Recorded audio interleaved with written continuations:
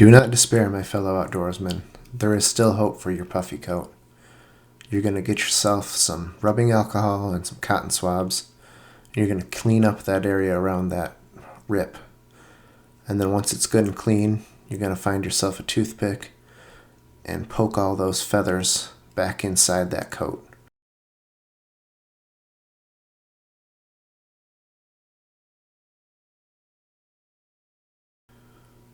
Once you've got the hole cleaned and prepped, you're going to need to pick a patch.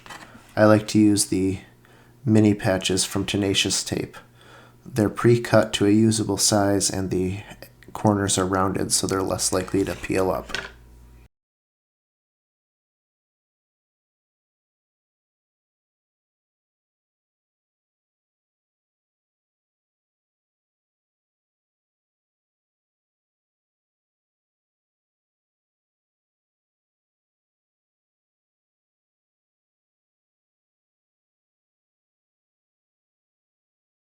So wear that puffy coat.